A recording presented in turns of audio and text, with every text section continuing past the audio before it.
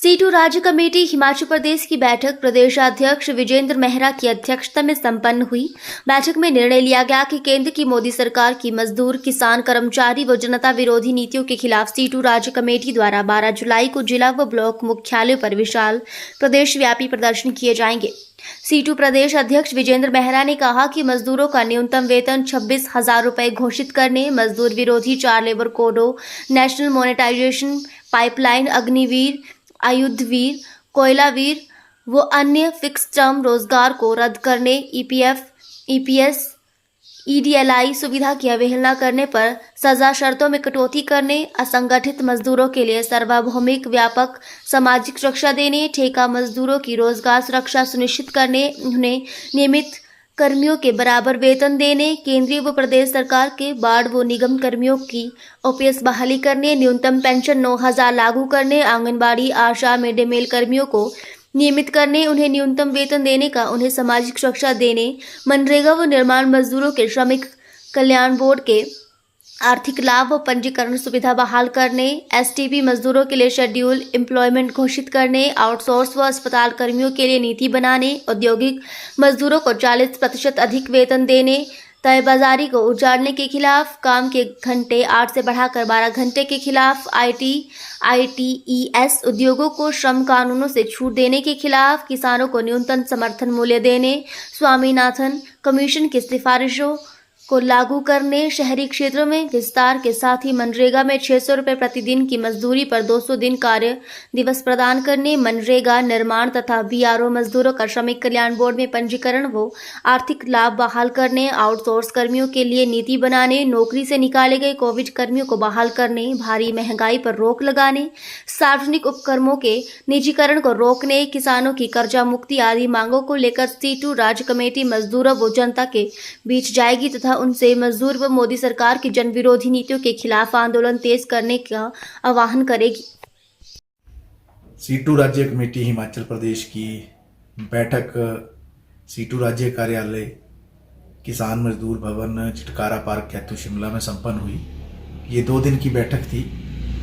और इस 2 दिवसीय बैठक में मजदूरों के मुद्दों पर गंभीरतापूर्वक विचार विमर्श हुआ और आज जो केंद्र और प्रदेश सरकार की नीतियां हैं मजदूर विरोधी, उनके बारे में भी विचार विमर्श हुआ।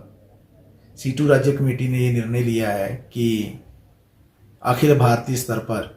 जो सीटू के राष्ट्रीय पदाधिकारियों की बैठक जो भी हाल ही में संपन्न हुई थी, उसमें केंद्र सरकार ने जो अभी तीसरी बार नरेंद्र मोदी प्रधानमंत्री बने हैं देश के और उन्होंने सत्ता में आते ही इस बात की घोषणा की है कि वो 100 दिन के एजेंडे में जो 44 श्रम कानून मजदूरों के सुरक्षा को सुनिश्चित करते थे, जो अंग्रेज़ों के ज़माने से लेकर पिछले 100 वर्षों में मजदूरों ने काफ़ी संघर्ष से ये कानून हासिल किए थे और जिसके कारण उनकी नौकरी की सुरक्षा थी, उनके अनेकों अधिकार थे, उनको पूरी तरह से सुरक्षा प्रदान थी। उन श्रम कानूनों को ख़त्म करके जो 4 लेबर कोड बनाने की जो प्रक्रिया केंद्र सरकार ने शुरू की थी 2019 में और 2020 में फिर जो है चारों के चारों लेबर कोड जो उनको स्थापित कर दिया गया था, 44 श्रम कानूनों को ख़त्म किया था या रद्दी की टोकरी में डाल दिया गया था, लेकिन सरकार इनको लागू नहीं कर पाई थी क्योंकि जिस तरीके से किसान आंदोलन ने मोदी सरकार को पीछे धकेल दिया और ये चेतावनी दी कि अगर किसानों के खिलाफ जो है काम करेंगे तो निश्चित तौर से किसान जो उसके खिलाफ बगावत करेंगे। उसी तर्ज पर जो पिछले कुछ वर्षों में मजदूरों के जो आंदोलन हुए हैं, उन आंदोलनों के कारण केंद्र सरकार 4 लेबर कोड जो अमीरों के पक्ष में हैं, जो मालिकों के पक्ष में हैं और मजदूरों के खिलाफ हैं, इन 4 लेबर कोडों को मोदी सरकार लागू नहीं कर पा रही थी। लेकिन अभी 100 दिन के एजेंडे में वर्तमान सरकार ने घोषणा की है और जो केंद्र सरकार के जो अधिकारी हैं उन्होंने पत्र लिखे हैं 8 राज्यों को जिन्होंने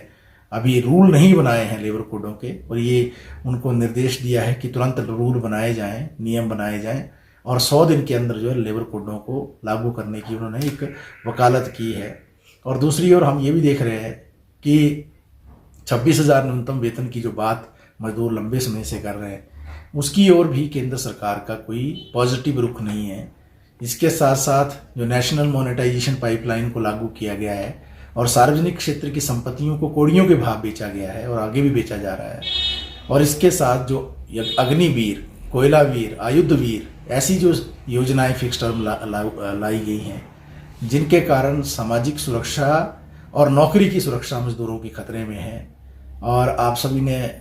जो है, ये मजदूरों ने और जनता ने इस बात को समझा है कि किस तरीके से अग्निवीर के जरिए सेना के अंदर भी जो सैनिक है उनका शोषण हुआ है, और चुनाव के दौरान भी एक बड़ा मुद्दा ये बना था। तो हमने ये मांग की है कि अग्निवीर, कोयला वीर, आयुध वीर और फिक्स टर्म को तुरंत जो है निरस्त किया जाए, रद्द किया जाए, नेशनल मोनेटाइजेशन पाइपलाइन को रद्द किया जाए।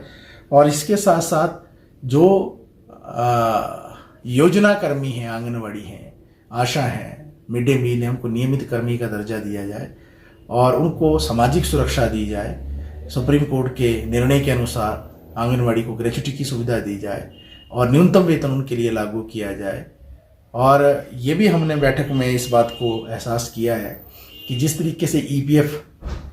की जो सजा का प्रावधान था मालिकों पर, अगर ईपीएफ का कोई डिफॉल्ट करता था मालिक, उसकी अवहेलना करता था, तो उन सजाओं को बहुत कम कर दिया गया है। 25% तक का भी फाइन था, जिसको घटाकर जो है 12% कर दिया गया है। तो कुल मिलाकर ये तीसरी जो मोदी सरकार सत्ता में आई एनडीए के नाम से, ये सरकार भी उन्हीं नीतियों को लागू कर रही है और जो अमीर हैं, देश के पूंजीपति हैं, उनके लिए ये नीतियां बना रही है। तो इन सभी बातों पर जो है हमने विचार विमर्श किया है और हमने ये भी कहा है कि जो मनरेगा और निर्माण के जो मजदूर प्रदेश के अंदर आज लाखों की तादाद में जो काम कर रहे हैं, उनके लिए जो वेलफेयर बोर्ड के अंदर जो सुविधाएं मिलती थी हिमाचल प्रदेश के अंदर, उसको प्रदेश सरकार ने जो रोका है,